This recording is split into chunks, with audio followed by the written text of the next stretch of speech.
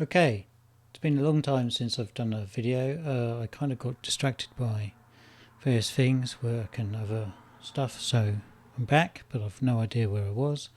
I've lost my timer, so I'm going to use my phone today. Started 25 minutes, and just going to kick off by having a look at where we got to. I've upgraded operating system and stuff, and I've got all these kind of link errors at the moment. It seems to be building. So this is the typing game we were making. I was making with your help. I noticed that I've actually got some files modified. I think I've gone through and added some stuff as a kind of test run, and then I never managed to record it, or I've recorded it and I forgot what I did with it. So I think the best thing to do is just to reacquaint ourselves with the code in this session, plan some steps. So this was done on the 5th, so we're now in November, so that's 6 months of time has passed really, so I've no idea what I've made here. So let's play first of all.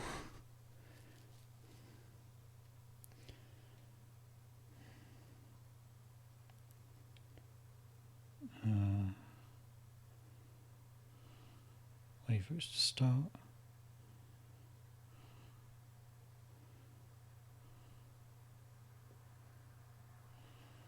Taking a while to build.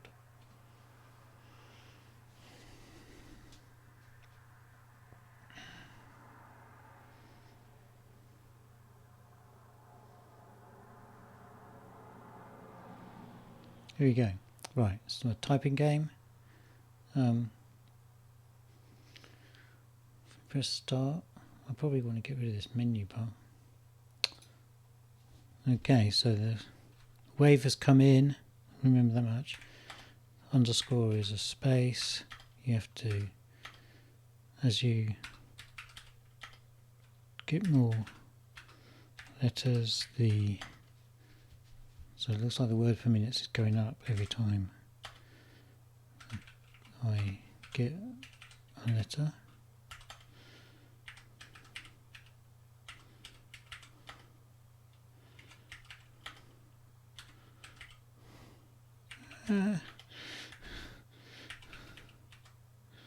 Game over. So there's game over screen. I think this is what I've added, so we can look through the code. And there's a play again. Starts over.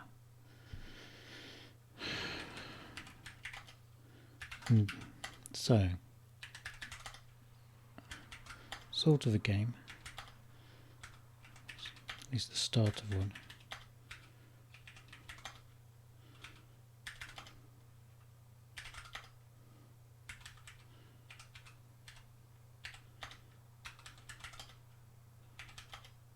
And its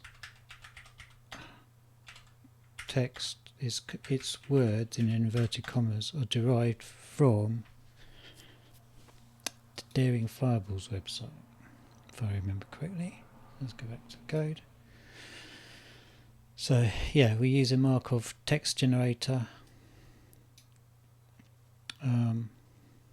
which essentially is used to generate bunch of text. What have I changed in the game view?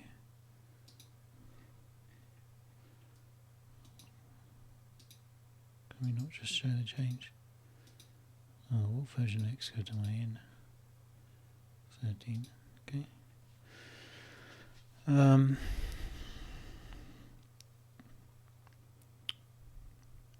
Let's have a look at the letter producer. So I think it's mostly, it's mostly bits of tidying up, and I must have done before, and then thought I was going to do another video and then didn't get back to it for a long time, which is kind of the way I make things. Flurry of activity followed by long pauses whilst I find something else to do. This is the JSON this is what it creates from Daring Fireball. So what do? Is we take this text, so I just downloaded, just from Daring Fireball, and it creates this dictionary, which then the Markov text generator makes chains of. So these are things that come after space A space. N is quite like, N it comes, C comes, N again. The more frequently the letter is in this, the more likely it's to be picked, because it's just simple, picking a letter out of the hat, really. So if it appears a lot, it's more likely to be picked. It's very simple. We've got some tests, which is interesting. I think they were just used to build. Oh yeah, we started doing this, didn't we? So let's run the test, see what happens.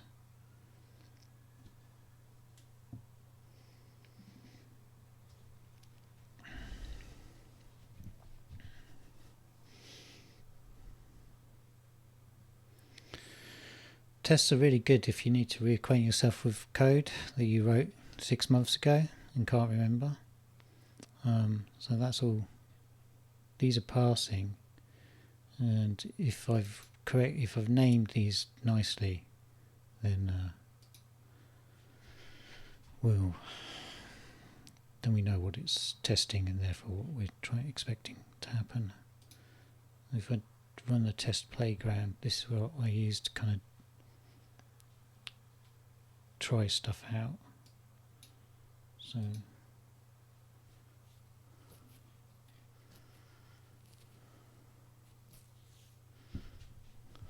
not really sure what happened there.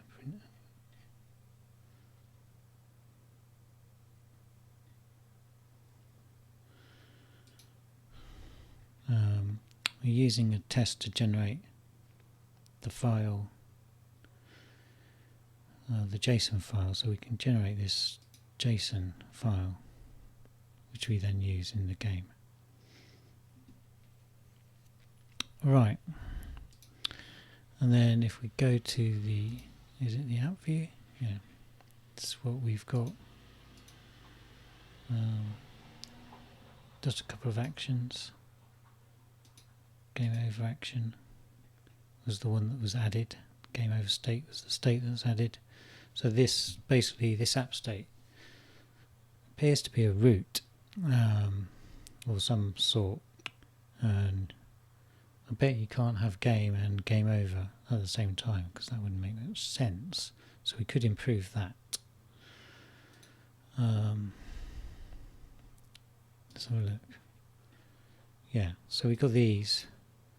Really, this game over thing should be a root, and if you've been following Point 3's Composable Architecture series, actually they're doing a series on navigation in SwiftUI, you'll see that they've kind of fixed this use case.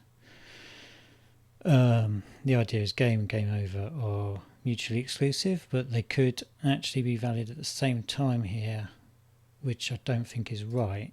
So let's try and fix that. I'm going to just commit these changes, because what I do sometimes is I sort of have a run at what I think I'm going to make next time, have a quick go, get my bearings, work out some of the problems, so you don't watch me just staring at the screen going, why doesn't this work? Which I do anyway, but try to avoid some of that. And then I just discard all the changes I've made, and then do a recording, and hopefully some of it would have stuck. And so I've added the game overview. So what we've added from last time is the game overview, which essentially just presents that game over screen and the play again button. So I think rather than make that, we can take it as read that you've watched me create this view. Let's it knows when it's appearing. It's got one real action from the user. User's played again. So we can check this in, and then we can maybe try and fix some of the stuff.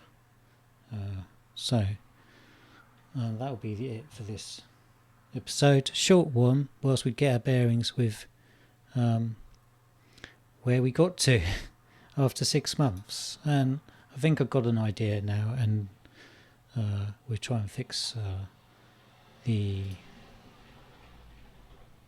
this, because these are mutually exclusive and we shouldn't really allow this invalid state possibility.